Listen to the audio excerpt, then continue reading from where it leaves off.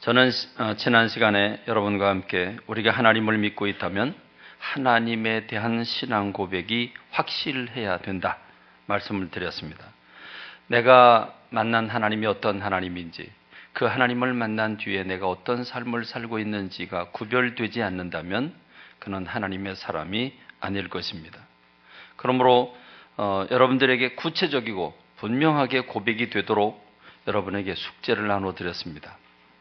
여러분 모두가 내가 하나님을 믿기 전에 어떤 사람이었는데 내가 하나님을 어떤 경위로 인격적으로 만나게 되었고, 그렇게 하나님을 만난 다음에 내 삶이 지금 어떤 삶을 살고 있는지에 대해서 확연하게 표현할 수 있는 신앙 고백이 있어야 됩니다.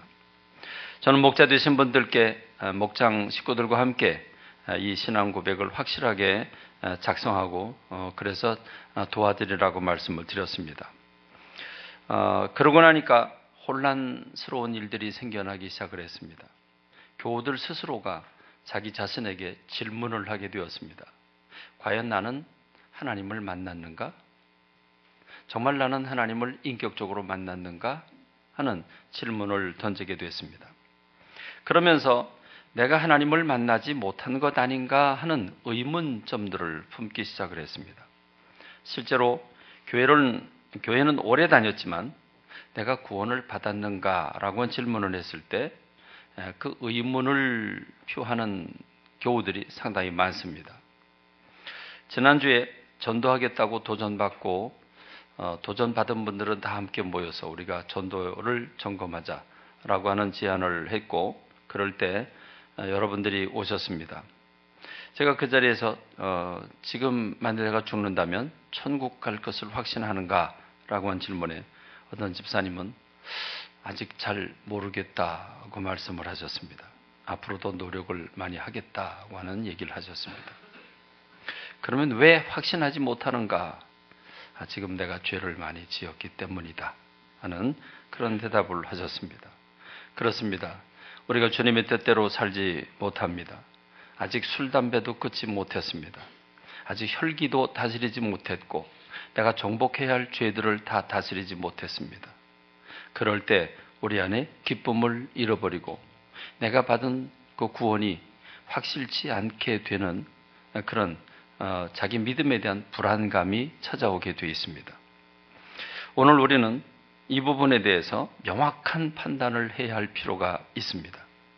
구원에 대한 확신을 우리가 가지고 있어야 합니다.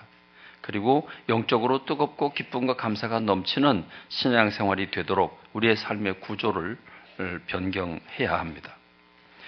아마 우리 성도님들에게 1대1로 만일 지금 이 세상을 이 순간 떠나게 된다면 내가 천국에서 눈 뜰 것을 확신하는가?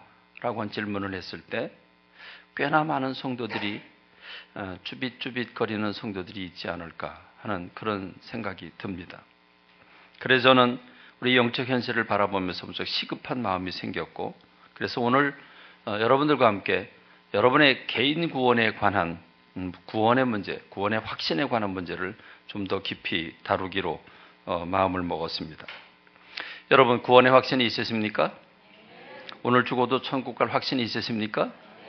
여러 사람들이 대답을 하니까 그냥 도매금으로 같이 넘어가서는 안 됩니다. 마틴 루터에 관한 의미 깊은 예화가 있죠. 마틴 루터가 꿈에 천국 가게 됐습니다.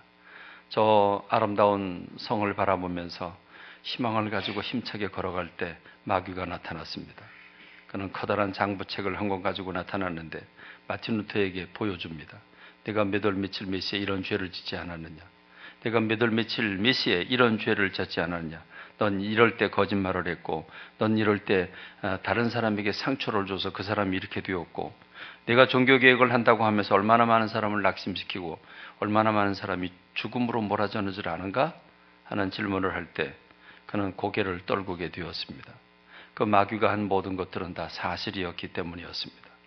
그래서 마귀가 거칠게 말합니다. 너는 나와 함께 가자. 넌 천국 갈 자격이 없다.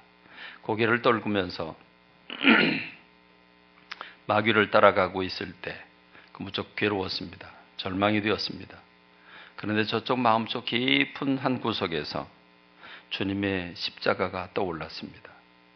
자기 죄악은 그대로 있지만 주님이 그 십자가에서 자기의 죄를 사해 주셨다고 하는 그런 믿음이 솟구쳐 올랐습니다. 그래서 마귀를 불러 세웠습니다. 그래, 맞다. 틀림없이 네가 장부에 적어놓은 그 죄들 다 내가 졌다. 그런데 우리 주님이 그 십자가에서 내 죄를 다 사해 주셨다. 주님은 나의 구주이시다.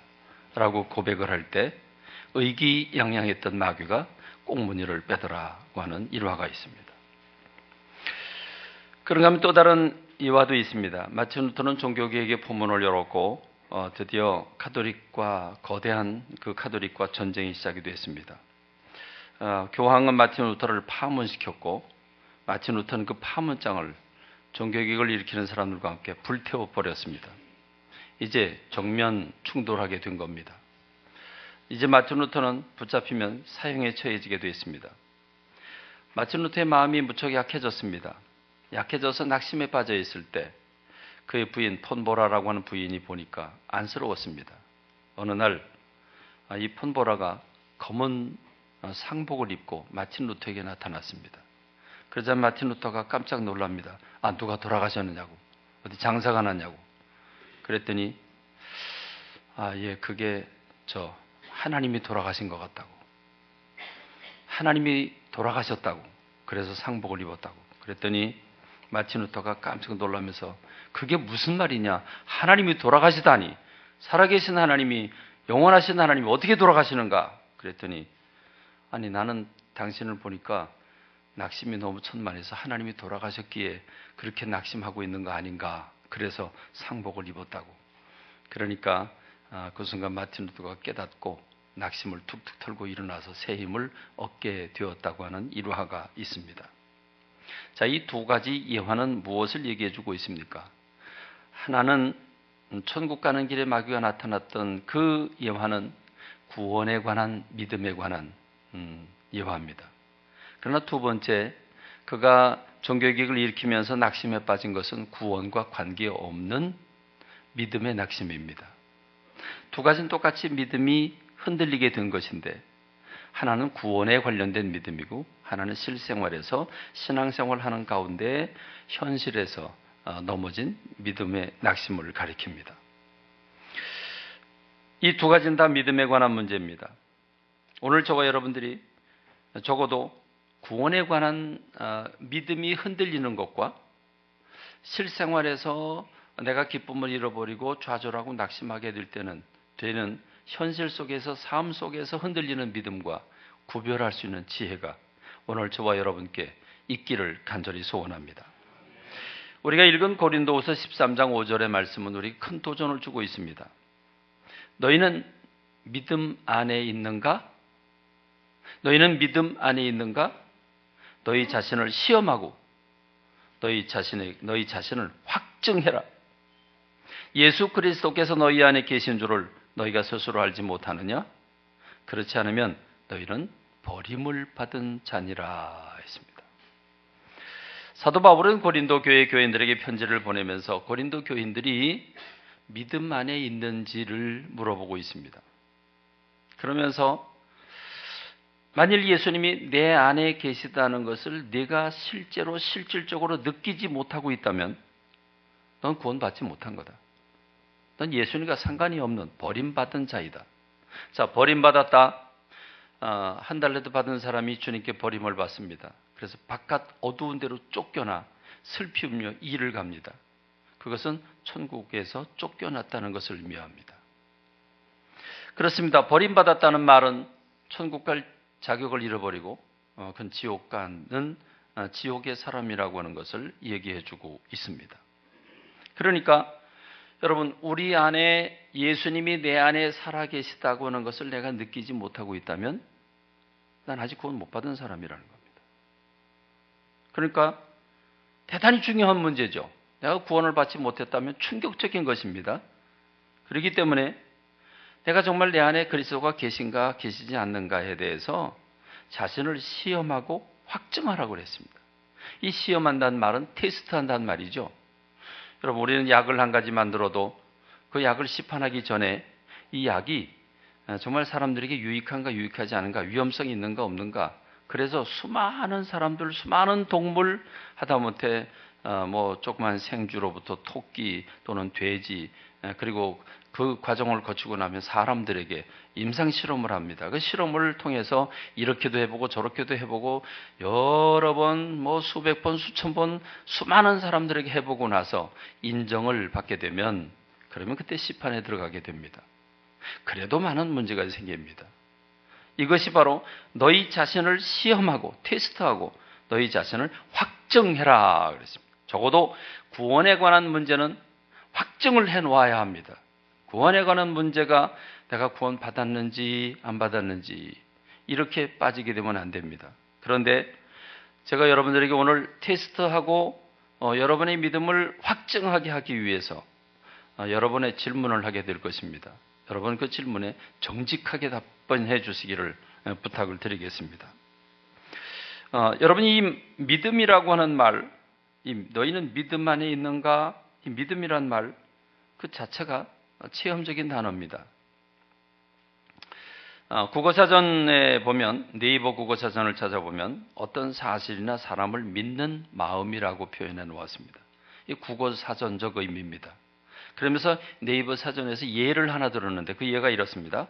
이 아저씨는 불난 곳에 돈을 던지면 장사가 잘 된다는 이상한 믿음을 가졌답니다. 우리도 그런 믿음이 있죠. 여러분, 불난 집은 아예 폭삭 망합니까? 아니면 더 잘 됩니까? 더 잘 된다고 하는 속설이 있죠. 그래서 우리가 불난 집에 가면 아유 너 저주받았구나 이렇게 말하지 않고 불난 사람들은 다 더 잘 된대. 용기 내라고. 여러분 그런 얘기를 해요 안 해요? 했죠. 지금 어느 나라인지 모르겠는데 이 아저씨는 불난 곳에 돈을 던지면 장사가 잘 된다라고 하는 이상한 믿음을 가지고 있다. 불난 곳에 돈을 던지면 장사가 잘 된다. 맞아요 틀려요? 맞아요 틀려요? 맞고 틀리고는 관계없이 그걸 믿고 있어요. 그게 미신이라고 말하기도 하고, 그렇죠? 뭐 여러 가지로 우리가 표현할 수 있는데 그것도 역시 믿음입니다. 이만이라고 하는 사람이 87세인데 안 죽는다. 죽지 않고 영원히 살 거다. 믿는 그것도 믿음입니다. 잘못된 믿음도 믿음입니다. 그래서 무신론이 아닙니다. 신이 없다. 신은 존재하지 않는다라고 하는 걸 믿고 있으면 그도 믿음이 있는 사람입니다. 어떤 믿음입니까? 신이 없다는 믿음입니다. 그런데 여러분 이건 국어사전적인 의미고요. 이 국어사전적 의미를 뛰어넘어서 다음 백과사전은 정말 신학적으로 정통하게 믿음이 뭔지를 확실하게, 저는 성서사전도 아니고 성서백과사전도 아닌데 다음 백과사전에 이런 믿음에 관한 정의를 했다고 하는 게 믿어지지 않았습니다. 뭐라고 정의를 했냐면요. 신의 은총을 강조하는 종교에서의 믿음은, 적어도 기독교 안에서의 믿음이라고 하는 단어는, 여러분 지금 화면이 떴나요? 안 떴어요? 화면이 없나요? 잘 들어보십시오. 신이, 그러니까 우리말로 하나님이죠. 신이 직접 주는 내적 확신이나 사람의 태도이다. 신이 직접 주는 내적 확신. 그러니까 내적인 확신이 생기는데, 믿음이 생기는데 그 믿음이 어떻게 생겼냐면 신이 직접 주는 내적인 확신이라는 겁니다. 다음이 상당히 영적이에요. 기독교에서의 믿음은 하나님이 예수 그리스도를 통해서 보여주신 역사적인 계시에 대해 신의 감동을 받아 나타내는 인간의 반응이다. 이해가 되십니까? 굉장히 영적이에요. 그러니까 여러분이 다음 백과사전에서 믿음을 어떻게 반영을 했냐면, 하나님이 예수 그리스도를 통해서 보여주신 하나님의 사랑, 그게 계시인데 그 계시를 우리가 어떻게 받아들이게 되냐면 인간의 반응, 믿음으로 그 반응을 어떻게 나타내냐면 신의 감동을 받아 나타내는 인간의 반응이다. 여러분 우리는 우리 감리교회 웨슬리 목사님과 우리 감리교회에서 믿고 있는 것은 하나님의 선제 은총을 믿고 있습니다.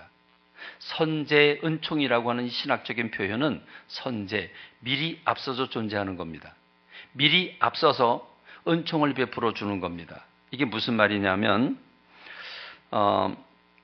선제 은총이라고 하는 것은 우리가 믿음을 가지기 전에, 하나님을 믿기 전에, 예수님 믿기 전에 하나님이 우리 안에 성령님을 통해서 우리 안에 들어오셔서 우리로 영적인 눈을 열고 영적인 귀를 열고 영적인 마음을 흔들어서 하나님이 계시다고 하는 것을 믿을 수 있도록 보여주시고 믿을 수 있도록 우리 마음밭을 정리해 주시는 것, 그것을 가리켜서 선제 은총이라고 말합니다. 이 선제 은총은 나와 관계없이 하나님의 의지로 사람 속에 들어오셔서 일하시는 것을 선제 은총이라고 말합니다. 바로 지금 다음 백과사전에서 믿음을 풀이할 때 선제 은총을 얘기하고 있는 겁니다. 그래서 신이 직접 주는 내적 확신이다. 하나님의 계시에 대해서 신의 감동을 받아서 반응하는 인간의 반응이 바로 믿음이다. 이렇게 표현하고 있는 겁니다. 그렇습니다. 여러분은 하나님을 어떻게 믿게 되었습니까? 믿음이라고 하는 것은 대상이 정해져 있습니다. 하나님에 대해서 어떤 시각을 갖느냐 하는 게 믿음입니다. 믿음이 있느냐 없느냐, 하나님에 대한 시각이 있느냐 없느냐를 가리키는 겁니다.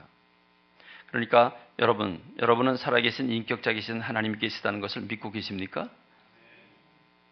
남들이 대답하니까 나도 대답하면 안 됩니다. 여러분 살아계신 인격자이신, 지금 활동하신 살아계신 하나님을 믿고 계십니까? 여러분 정말 믿고 계시면 대답해 주셨으면 좋겠습니다. 지금의 대답은 대단히 중요합니다. 하나님이 다 보고 계십니다. 여러분은 그 살아계신 하나님이 창조주이시고 전능자이심을 믿고 계십니까? 우리 학생들도 대답해 줬으면 좋겠어요. 여러분은 그 전능하신 하나님이 사랑이시고 공의로우시며 거룩하신 분이라고 하는 걸 믿고 계십니까? 여러분에게 질문을 합니다. 여러분 그런 하나님을 어떻게 믿게 됐죠? 어떻게 믿게 됐죠? 자, 여러분 생각해 보십시오. 전능하시다. 한계를 가진 인간은 전능이라는 단어를 잘 모릅니다. 그죠? 전능, 창조. 우리가 요즘 핸드폰이나 또는 인간의 기기들을 보면 대단하지 않습니까? 어떻게 이런 걸 다 만들었을까? 아직 시판까지는 안 하는데요. 그 핸드폰을 여기까지 안 가져가도 된대요. 핸드폰을 만지고 핸드폰 만진 걸 귀에다 이렇게 대고 그냥 얘기만 하면 된대요. 손가락만 대고 얘기하면 된대요. 여러분 소경이요. 소경이 이제는 소경의 모든 이 소경은 전혀 염려 안 해도 된답니다. 왜냐하면 기계 하나만 차고 있으면 그 기계 하나가 그 시신경을 자극시켜줘서 시신경을 자극시켜줘서 눈은 닫혀 있는데 뇌로는 이 겉에 걸 다 본답니다. 무슨 말인지 이해가 되십니까? 맹인인데 시신경을 자극해줘서 시신경으로 눈은 닫혔는데 뇌는 그림을 보고 있는 겁니다. 이해가 되십니까? 그런 시대가 온답니다. 참 대단한 거죠. 대단한 겁니다. 오래 사십시오. 그런데 여러분, 인간이 하나님을 닮아서 이렇게 창조적인 능력이 있는데, 그러니 창조주는 어떤 분이시겠습니까? 그런 분이 사랑도 있고 공의로우신 분이고 거룩하신 분입니다. 그런 분이 눈에 안 보여요. 냄새도 안 나요. 소리도 안 들려요. 이렇게 좀 촉감을 느껴서 주님을 만져보고 주님 계시구나 이렇게 느꼈으면 좋겠는데 만질 수도 없어요. 그런데 여러분, 눈에 보이지도 않는 그분을 여러분은 어떻게 믿으시게 됐습니까? 눈에 안 보이는데 인격체로 살아계시고 살아계신 분이 전능하신 분이고 창조주이시고 나를 이 땅에 보내셨고 그분이 사랑의 하나님이라고 하는 걸 여러분 어떻게 믿게 되셨냐고요. 그 과정이. 여러분 한번 생각해 보세요. 어떻게 믿게 됐어요? 설명 좀 해보세요. 그래서 다음 백과사전에서 얘기할 때 선제 은총을 얘기하는 겁니다. 하나님이 신이 직접 내 안에 오셔서 나를 어루만져 주셔서 믿게 해주셨다는 겁니다. 그러니까 우리는 주님이 우리 안에 오셔서 우리를 어루만져 주셔서 믿게 해주시니까 그걸 보고 아 그렇구나 하고 응답한 것뿐이라는 겁니다. 이 응답이 믿음이라는 겁니다. 물론 응답하지 않은 사람들도 많이 있죠. 또 오늘 저와 여러분들은 주님이 내 속에 오셔서 나를 터치해 주실 때 그걸 받아들여서 고백한 사람들, 그래서 하나님을 아버지라고 부르고 있는 사람들이 오늘 저와 여러분들인 줄로 믿습니다. 할렐루야. 그렇습니다. 우리가 하나님을 어떻게 스스로 판단해서 하나님을 받아들이고 믿을 수가 있겠습니까? 불가능합니다. 불가능합니다. 네버입니다. nothing입니다. 절대로 전혀 말도 안 되는 일입니다. 죽었다 깨나도 우리는 믿을 수가 없습니다. 더구나 예수님에 대해서는 더더욱 그렇죠. 처녀가 아기를 낳았어요.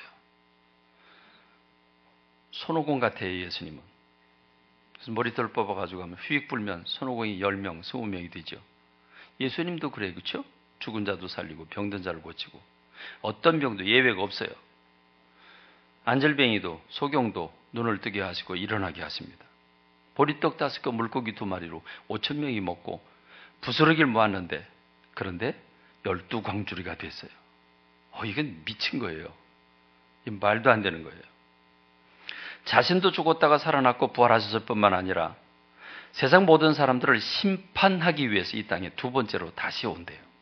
그때는 구름 타고 오신답니다. 세상의 모든 왕들이 다 그 앞에 설 거라. 모든 호흡하는 사람들이 주님 앞에 설 거라고 말합니다. 여러분 정말 이거는 핵의 망측도 아니고 도저히 믿을 수 없는, 상상할 수 없는 픽션입니다. 근데 여러분 그걸 여러분들이 믿고 계십니까? 그걸 여러분들이 믿고 계십니까? 그러니까 묻고 싶은 겁니다. 도대체 어떻게 믿게 됐는지. 제정신이라면 안 믿거든요. 못 믿거든요. 근데 여러분들이 어떻게 믿게 됐느냐 그 말이죠. 그렇습니다. 여러분 이것은요 내가 믿은 게 아닙니다. 믿어진 것입니다. 내가 주님을 받아들인 게 아닙니다. 받아들여지게 된 것입니다. 이해가 되십니까? 내가 선택한 것이 아니라 내가 선택하기 전에 먼저 주님이 나를 선택하신 것입니다. 여러분 이건 대단히 중요한 일입니다. 여러분 예수님에 관한 부분은요, 신앙 고백에 관한 부분은요, 믿어지기도 하고 안 믿어지기도 하고, 어떤 건 믿어지는데 어떤 건 안 믿어진다. 자, 안질병이 일으킨 건 믿어지는데 소경에 눈 뜨는 건 안 믿어진다. 이거 안 맞아요. 그렇죠?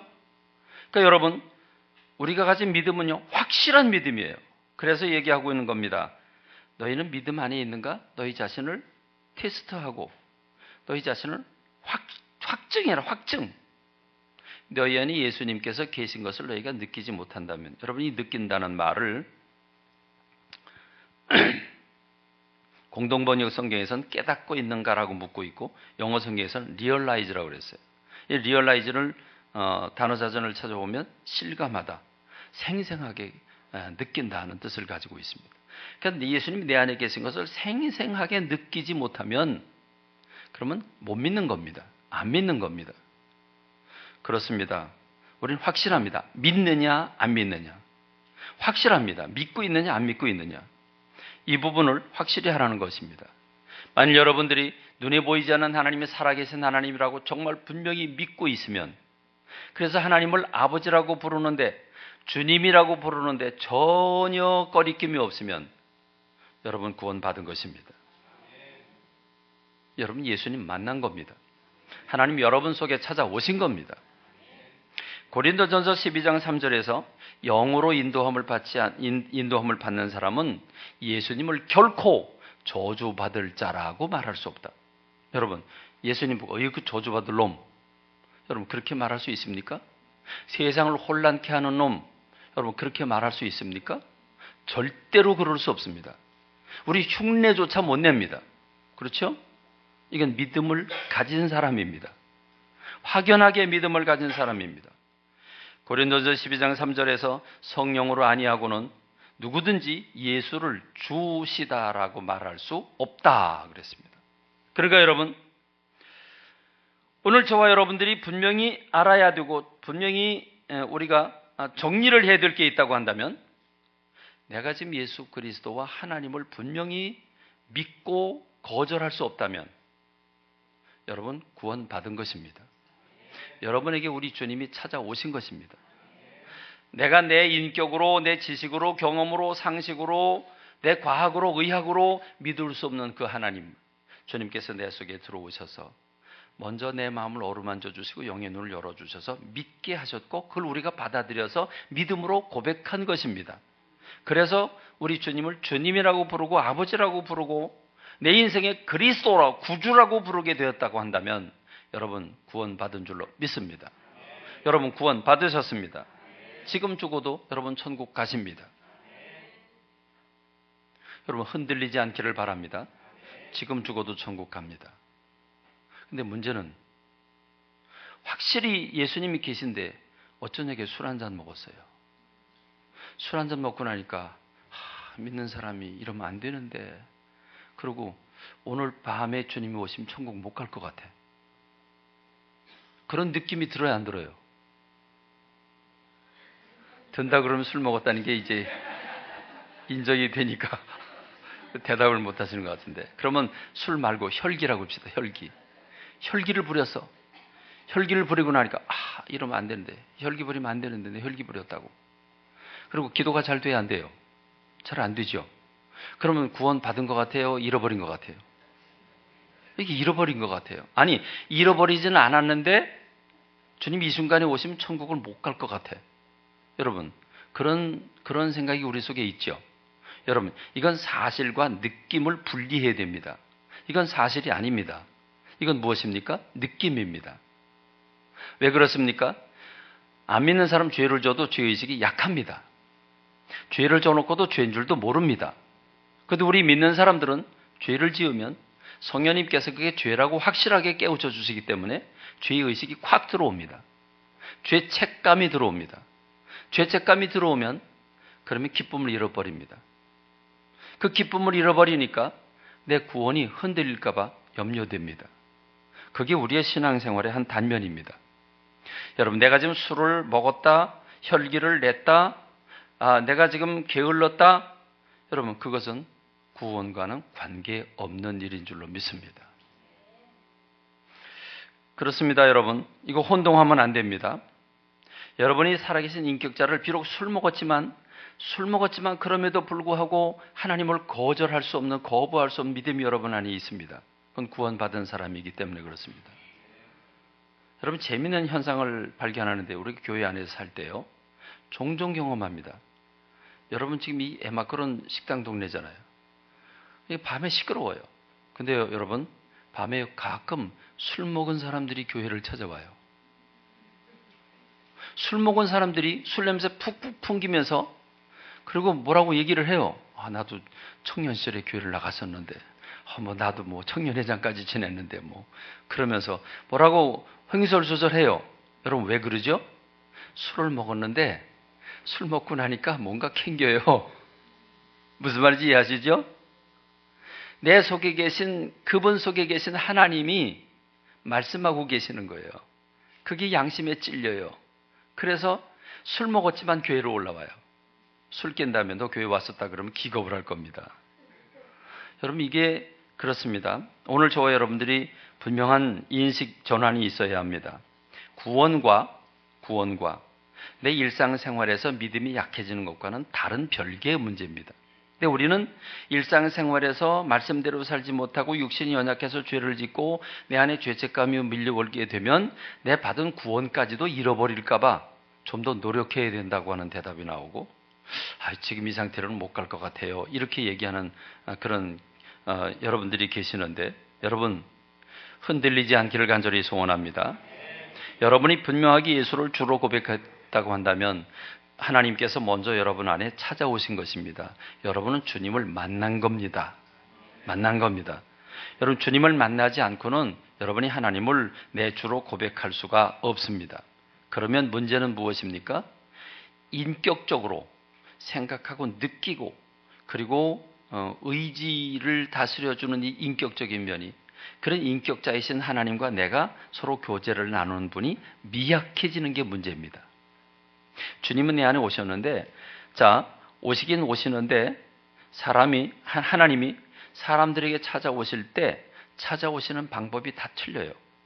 그 사람의 성격, 그 사람이 지금 처한 상황, 그리고 그 사람의 일상생활의 스타일, 그런 여러 가지에 따라서 하나님은 그 사람에게 맞게 그 사람 속에 찾아오십니다. 대부분의 사람들에게는 조용하게 찾아오십니다. 내가 내 안에 주님이 오셨는지를 내가 전혀 모릅니다. 전혀 모르는 가운데 내가 지금 변화되고 있는 겁니다. 이해가 되십니까? 그런데 아주 소수의 사람들은 정재준 장로님처럼 새벽기도 참석했다가 환상을 보고 음성을 듣고 그리고 살아계신 하나님을 만나는 인격적인 경험을 하게 됩니다. 여러분, 이건 별개의 문제입니다. 우리가 그런 인격적인 어떤 특별한 체험적인 그런 경험이 없다고 그래서 내가 구원 못 받은 거냐? 아니라는 것입니다. 내가 믿음이 없는 거냐? 아니라는 것입니다. 문제는 우리가 구원은 받았으나 그러니까 술로 담배로 또는 범죄하고 또는 고집부리고 또는 혈기내고 또는 게으르고 뭐 여러 가지로 말미암아 우리가 그 기쁨을 잃어버릴 때 구원도 잃어버린 것처럼 생각하는 잘못된 우리의 이 기초 지식이 없어서 오늘 우리가 혼동하고 있다고 하는 사실입니다. 그러므로 여러분, 저는 여러분들에게 주님이 여러분 가운데 슬며시 찾아오셔서 여러분의 마음을 어루만져 주셔서 하나님을 만났는지 안 만났는지에 대한 특별한 경험이 없다고 그래서 구원 못 받았다, 이렇게 생각하는 흔들림이 없기를 간절히 소원합니다. 분명히 주님께서 여러분에게 찾아오셔서 성령님이 아니고는 예수를 주시라 고백할 수 없기 때문에 하나님의 영이신 성령님께서 내 안에 오셔서 나를 어루만져 주셔서 믿음을 갖게 된 줄로 믿습니다. 어떤 사람이 이렇게 생각을 합니다. 내가 여러 번 듣다가 보니까, 설교를 수십 년 듣다 보니까 믿어지게 됐다고. 아니에요. 여러분, 아무리 감언 이설을 하고 아무리 세뇌 교육을 시켜도 그렇지요. 여러분, 처녀가 아기 낳았다는 걸 여러 번 얘기하면 그게 믿게 되나요? 아니거든요. 아닙니다. 그렇기 때문에 성령님께서 내 안에 오신 줄로 믿습니다. 하나님 나를 만나 주신 줄로 믿습니다. 그런데 여러분, 그렇게 만나 주셨지만 우리가 기쁨을 잃어버리는 것은 내가 말씀대로 순종하지 못할 때 내 안에서 기쁨을 잃어버리게 되는 겁니다. 그럴 때, 그 기쁨을 잃어버릴 때 우리가 확연한 믿음을 가지게 해주는 방법이 있다고 하면 그런 체험적인 하나님을 만나는 겁니다. 인격적으로 확실한 부딪힘이 있는 그런 만남을 만나는 겁니다. 그런 하나님을 여러분이 만날 때 여러분의 삶이 달라질 수 있습니다. 흔들리지 않을 수 있다는 말입니다. 사도 바울을 보십시오. 사도 바울은 예수님 믿는 사람이라면 치를 떨던 사람이었습니다. 그래서 예수님 믿는 사람만 보면 그는 알레르기 반응을 보이면서 잡아 죽이겠다고 결심을 합니다. 그래서 남들은 안 하는데 그는 허가를 받아서 예수님 믿는 사람들이 몰려있는 다메섹으로 쫓아가지 않습니까? 여러분, 그러다가 그는 극적으로 하나님을 만났습니다. 하늘로부터 강렬한 빛이 갑자기 비치게 되고 그는 말에서 굴러 떨어지면서 소경이 돼버립니다. 그리고 음성이 들립니다. 도저히 거부할 수 없는, 정말 그 영혼을 파고드는 분명한 우렁찬 음성이 들리는데, 사울아 사울아 네가 어찌하여 나를 핍박하느냐. 없다고 생각한 가상의 가짜 예수가 자기를 찾아오셨습니다. 사울아 사울아 네가 어찌하여 나를 핍박하느냐. 분명히 사도 바울은 특별하게 체험적으로 하나님을 만나게 된 겁니다. 하나님이 그를 그렇게 찾아오시게 된 겁니다. 그러나 누구에게나 그렇게 찾아오는 건 아닙니다. 오늘 아침에 설교를 듣고 제 딸아이가 저한테 와서, 아빠, 저는 신앙 고백을 어떻게 해야 되죠? 저는 그런 특별한 경험이 없는데 근데 하나님 내 속에 살아계신데 어떻게 하냐고. 근데 언제 만났냐고 그러면 내가 대답을 못하는데 어떻게 대답을 해야 되냐고. 여러분, 대단히 중요한 문제입니다. 저는 모태신앙이었습니다. 어머니 태안에서부터 교회를 다녔습니다. 제가 선택한 게 아닙니다. 엄마가 교회를 다니니까 저도 엄마 배 안에서 같이 교회를 다닌 겁니다. 저는 언제부터 하나님을 믿게 되었는지 전 모릅니다. 아무리 떠올려 봐도 제 딸아이가 생각하는 것처럼 전 모르겠습니다. 언제 예수님을 영접했는지 전 모르겠어요. 그러나 저는 언제부터인지 모르지만 하나님은 살아계시고 창조주이시고 사랑이시며 거룩하신 분임을 믿고 있었습니다. 나는 하나님이 이 땅에 나를 뜻이 있어서 보내주신 줄로 전 어려서부터 믿었습니다. 그래서 저는 이 땅에서 내가 무엇을 해야 가장 가치 있는 사람이 될 것인가? 한 번밖에 없는 인생인데 내가 무엇을 해야 될 것인가? 그래서 어린 시절에 생각해 봤습니다. 사람을 살리는 의사, 변호사, 검사 다 생각해 봤습니다. 공부도 못하면서 일단 생각해 봤습니다. 그러면서 저는 목회자, 목사가 보였습니다. 목사는 세상의 부귀영화 또 명예, 권력을 추구하는 사람이 아니라고 하는 것 알게 되었습니다. 영혼을 구원하고 세상을 일깨우고 사람들에게 선한 영향력을 미치고 바른 대로 돌아가게 하는 사람임을 알게 되면서 이것보다 더 소중한 일은 세상에 없을 것이라고는 확신이 들었습니다. 저는 그 꿈을 초등학교 6학년 때 가졌습니다. 6학년 때 생각하면 6학년 때 뭘 할까 싶은데 저는 그 사실입니다. 그 뒤로 한 번도 흔들려 본 적이 없습니다. 다만 청년이 돼서 이제 신학교를 다닐 때 제가 이런 생각을 했습니다. 어른 목사님들을 바라보니까 저분이 목회를 시작할 땐 굉장히 어렵고 힘들고 고난받으면서 목회를 했을 텐데 근데 저 목사님 왜 저렇게 타락했을까? 우리 학생 시절, 우리 청년 시절에 목사님 사모님이 싸워서 뭐 이렇게 손톱 자국이 있고 우유병이 막 날라가 깨지고 사모님이 우리 철회기도 하는데 와서 피신하고 우리 나 좀 숨겨달라고 그러기도 하고 저는 그런 모습 보면서 뭐지? 이건 뭐지? 여러분 우리 어렸을 때는 교회 안에 참 부패 현상이 참 많았습니다. 지금도 많지만 그때도 많았습니다. 그런 모습들을 보면서 지금 나처럼 나약한 사람이 이 다음에 나이 들어서 목사가 돼서 타락하면 그럼 어떤 결과가 될까? 여러분 그거 생각하니까요 아찔했어요. 그래서 내가 신학교 가면 안 되겠다. 신학교를 다니고 있음에도 불구하고 저는 그래서 돌이켜 회사로 취직을 했습니다. 그래서 2년의 세월 동안 회사에 취직해서 이제 회사를 다녔는데 회사를 다니면서 늘 공허했습니다. 만족이 되지 않았습니다. 채워지지 않았습니다. 결국은 다시 사표를 내고 신학길로 접어들게 됐습니다. 그래요. 제 인생길에 하나님을 떼어놓을 수가 없었고 하나님을 아버지로 인생의 주인으로 모셨다고 하는 사실은 요지부동이었습니다. 한 번도 의심해 본 적이 없습니다. 그러나 저에게는 하나님을 만나는, 인격적으로 만나는, 체험적으로 만나는 격렬한 사건이 없었습니다. 그것이 저에겐 또 큰 걸림돌이 됐습니다. 그래서 힘이 떨어지고 어려운 일을 닥치거나 사단이 공격을 하면 그러면 하나님이 계시는가라고 하는 의문은 한 번도 가져본 적이 없는데 반대로 하나님이 지금 나를 사랑하실까? 왜? 내가 좀 죄를 졌으니까. 내가 좀 주님 뜻대로 못 사니까. 그래서 주님이 나를 버리신 건 아닐까 하는 생각은 많이 해봤습니다. 여러분 그렇게 하나님이 나와 함께하지 않으실 것이라고 하는 하나님이 나와 함께 하신다고 하는 것에 대한 불확실 그게 저를 가끔씩 흔들어 댔습니다. 그런데 저는 고등학교를 졸업하고 원하던 신학대학의 길이 막히고 원치 않던 공무원에 합격을 해서 평창에 첫 발령을 받아서 갔습니다. 그 평창 제일교회에서 특별하게 하나님을 만나는 경험을 하게 됐습니다. 열흘 동안의 철야 기도를 하게 되고 그때 하나님께서 음성으로 뜻이 계셔서 나를 평창으로 보내셨다고 하는 사실을 발견하게 됐습니다. 같이 기도하던 청년들이 환상도 보고 계시도 보면서 저에 대한 환상과 계시를 보며 저에게 본 것을 들려줄 때 저는 많은 감동을 받았습니다.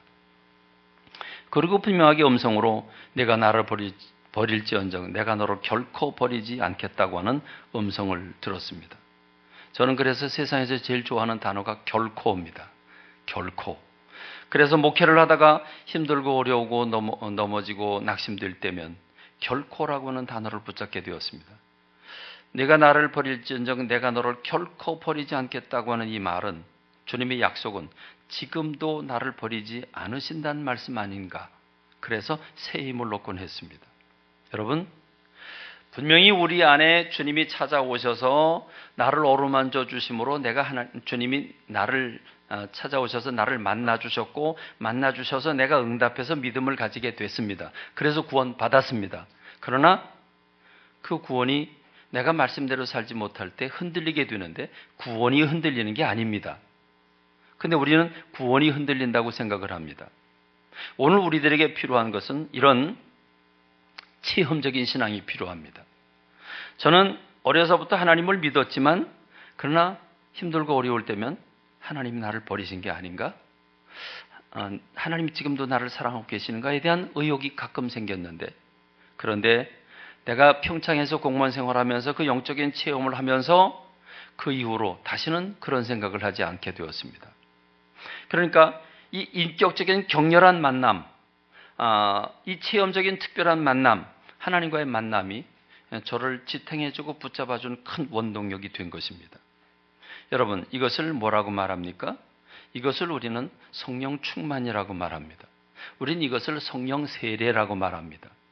여러분, 우린 물 세례를 받았어요. 구원 받았어요. 구원 받았지만 성령 세례를 받아야 합니다. 물 세례는 한 번 받습니다. 그러나 성령 세례는 여러 번 수시로 받아야 합니다. 여러분, 이게 다릅니다.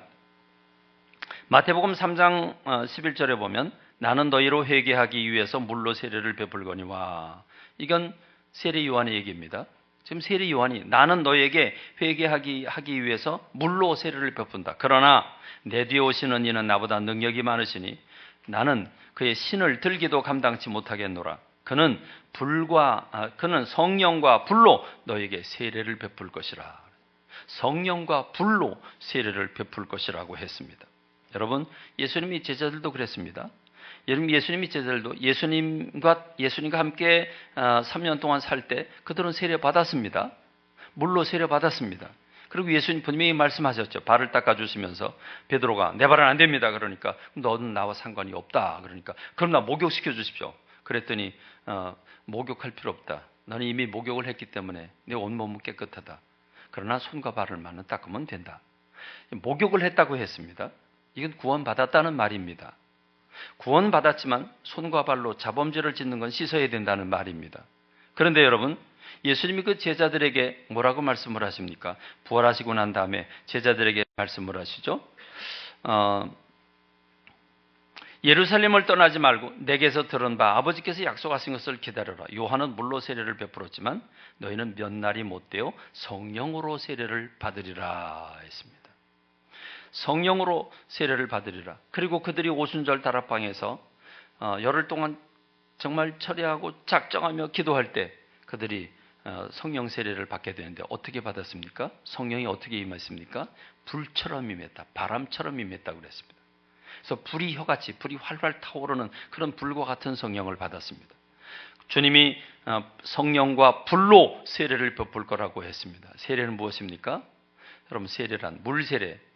세례라는 말은 씻는다는 말인데 이건 성경적으로 틀린 말입니다.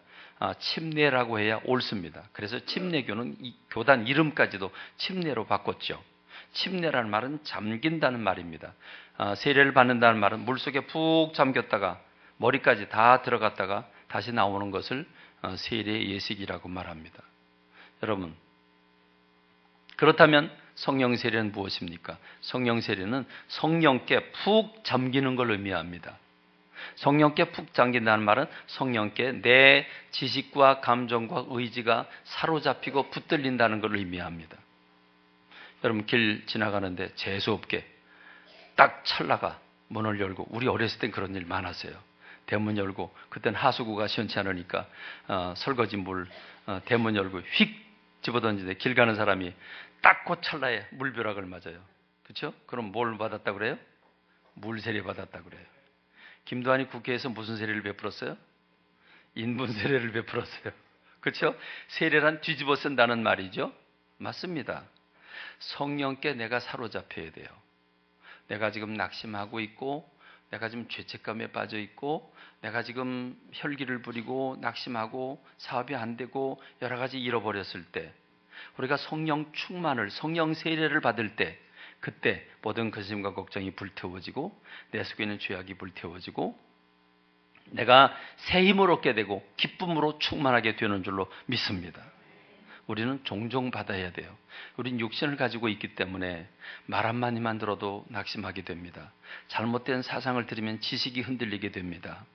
누가 뭐라고 내 감정, 자존심을 건드리면 갑자기 팍 꺾일 수도 있습니다. 그리고 혈기를 낼 수도 있습니다. 그렇게 되면 우리는 낙심하고 좌절하고 기쁨을 잃어버립니다. 여러분, 우린 그래서 수시로 성령의 충만함을 공급받아야 되는 줄로 믿습니다. 여러분 어떻게 해야 됩니까? 사모해야 됩니다. 성령님은 누구십니까? 인격을 가지고 계신 하나님이십니다. 하나님의 영이십니다. 그러므로 우리가 사모하면, 우리가 사모하지 않아도 우리 속에 들어오길 원하시는데, 우리 속에서 일하길 원하시는데, 내가 성령님을 부르고 성령님을 사모하면 성령님 기쁨으로 우리를 다스려 주시는 줄로 믿습니다. 그러므로 여러분, 성령님이 일하실 수 있는 기회를 드려야 됩니다. 여러분 지금 기쁨 잃었습니까? 제가 여러분에게 과제를 드립니다. 성경을 하루에 한 50장씩 읽으십시오. 잘 안 됩니까? 요한계시록만 한 100번 읽으십시오. 그러면 여러분 꿀을 한 사발로 먹는 거하고 똑같을 겁니다. 여러분, 하나님의 말씀을 읽을 때 내 영혼이 정화됩니다. 내 생각이 바뀝니다. 하나님의 말씀은 그래서 필요한 겁니다. 하루에 서너 장씩 읽으면 그냥 유지되는 겁니다. 근데 여러분 30장, 50장씩 한번 읽어보세요. 속에서 불이 납니다. 여러분, 기도는 주님을 만나는 통로입니다. 여러분, 철야기도 한번 해보십시오. 몸부림치면서 철야하면서 나를 만나달라고 그러면 여러분, 그렇게 애절하게 만나달라고 그러는데 성령님이 왜 그냥 내버려 두겠습니까? 역사하시는 줄로 믿습니다. 방언은사를 받든지 예언을 하든지 또는 환상을 보든지 계시를 보든지 능력을 받든지 여러분, 우리가 성령님께 붙들리게 될 줄로 믿습니다. 머리만 이만큼 커져가지고 기도도 안 하고 지식으로 성경을 받아들이게 되면 그 사람 교만한 사람이 돼서 버림받게 됩니다.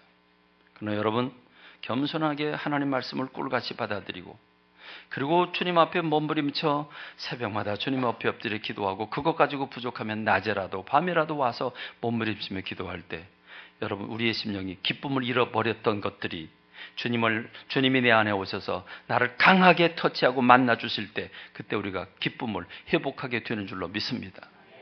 여러분, 예수님 믿긴 오래 믿었는데 분명히 하나님을 믿긴 믿는데 살아계신 걸 잘 못 느끼겠습니까? 그건 구원 못 받은 게 아닙니다. 성령의 충만함을 못 받은 겁니다. 그러므로 성령의 충만함을 여러분이 유지하기 위해서 성령님이 일하실 수 있는 그릇을 말씀과 기도로 만드는 여러분 되시기 바랍니다. 그래서 주님과 함께 동행하는, 그래서 날마다 신바람 나고 힘이 넘치는 여러분 되시기를, 그래서 여러분이 만나는 사람마다 변화되고 여러분 만나는 사람마다 힘들고 어려운 사람들을 만나서 위로할 때마다 그 질병이 고쳐지고 기쁨을 얻게 되는, 그 기쁨이 전이 되는 그런 역사가 일어나길 주님의 이름으로 축원합니다.